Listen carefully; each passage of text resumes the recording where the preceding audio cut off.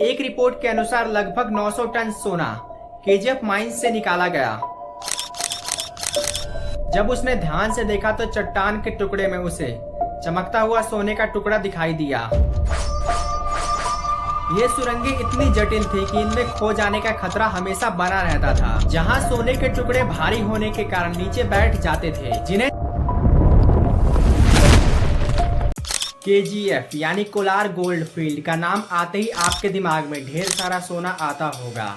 KGF Bharat की सबसे पुरानी गोल्ड माइन है, जहां से लगभग 900 टन सोना निकाला गया। ऐसा बताया जाता है कि केजीएफ माइंस की गहराई लगभग 3.2 किलोमीटर से भी ज्यादा है, जहां वर्कर्स बिना किसी मशीनरी के मैनुअली हाथ से सोना निकाला करते थे। कुछ वर्करों को यहां खुदाई के दौरान सोने के टुकड़े भी मिले। साल 2001 में भारत सरकार द्वारा केजीएफ को बंद कर दिया गया। तो आखिर केजीएफ को क्यों बंद किया गया और केजीएफ में गोल्ड माइनिंग की शुरुआत कब और कैसे हुई, आइए जानते हैं आज के इस वीडियो में।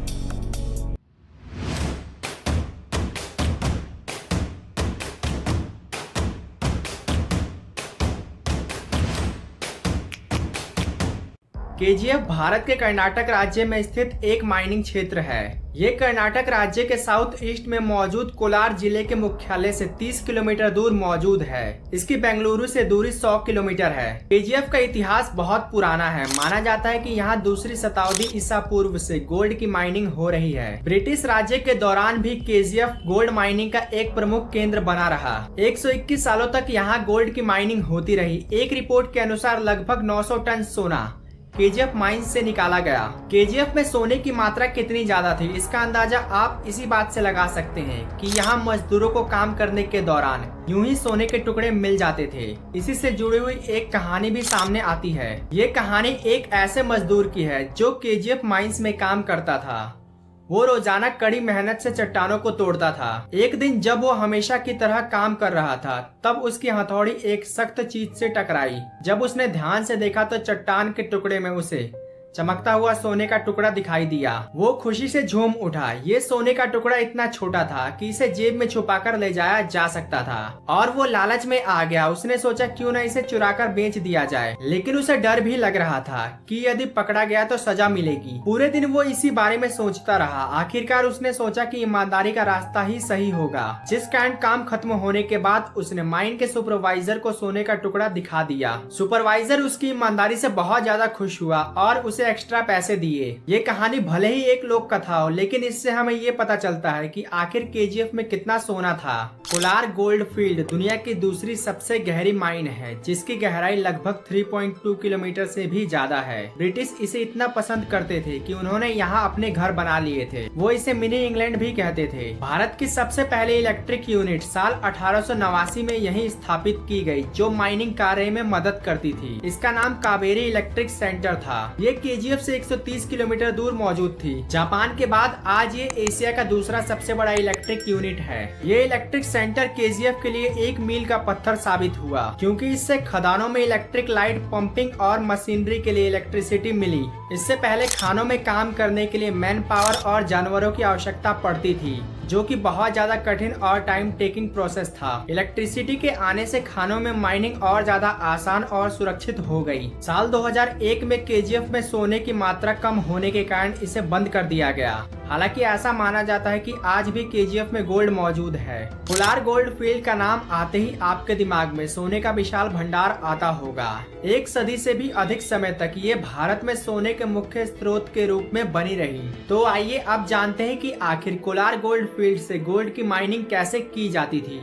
ऐसा माना जाता है कि यहाँ चोल साम्राज्य के समय से ही सोने के मिलने का संकेत मिलता रहा। 19वीं सदी में अंग्रेजों के भारत में आने के बाद साल 1802 में जॉन वॉरेन को ग्रामीणों से यहाँ सोना होने की बात पता चली, जिसके बाद और खोज की गई और साल 1804 में यहाँ पहली माइन की स्थापना हुई। कोलार गोल्ड फील्ड दुनिया की दूसरी सबसे गहरी खदानों में से एक मानी जाती थी। ऐसा बताया जाता है कि इसकी गहराई लगभग 3.2 किलोमीटर से भी ज्यादा है और इतनी गहराई तक जाने के लिए कई सारी शाफ्ट खोदी जाती थी, जो जमीन के नीचे एक जाल की तरह फैली हुई थी। ये सुरंगें इतनी जटिल थी कि इनमें खो जाने का खतरा हमेशा बना रहता था। यहाँ सोना निकालने के लिए सबसे पहले चट्टानों को विस्फोटकों द्वारा तोड़ा जाता था, जिसके बाद मजदूर हथौड़ियों से इन चट्टानों के और भी छोटे छोटे टुकड़े कर देते थे। टूटी हुई चट्टानों को बाल्टियों और ट्रेनों में भरकर बाहर निकाला जाता था। शुरुआत में ये काम हाथ से किया जाता था, बाद में ये काम मशीनों द्वारा किया जाने लगा। बाहर निकाली गई चट्टानों को फिर से चक्कियों द्वारा छोटे छोटे टुकड़ों में तोड़ा जाता था।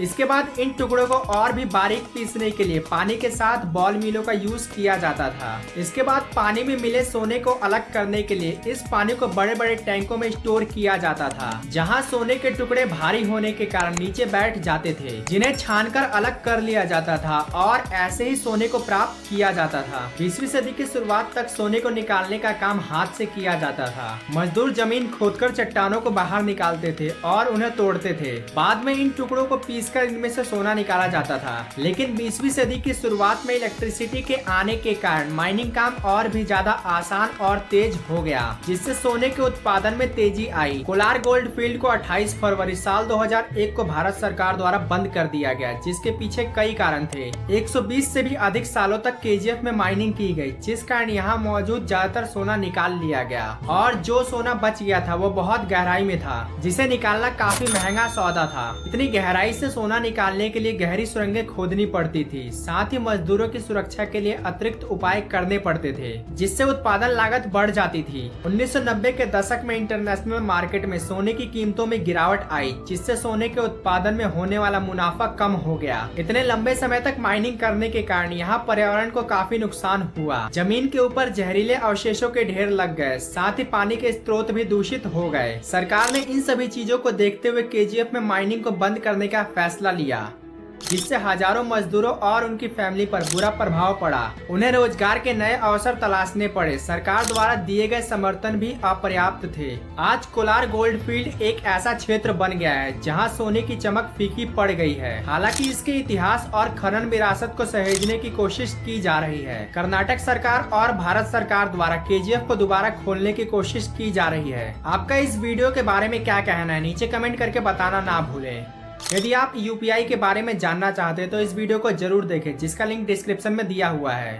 तब तक के लिए आपका बहुत बहुत धन्यवाद।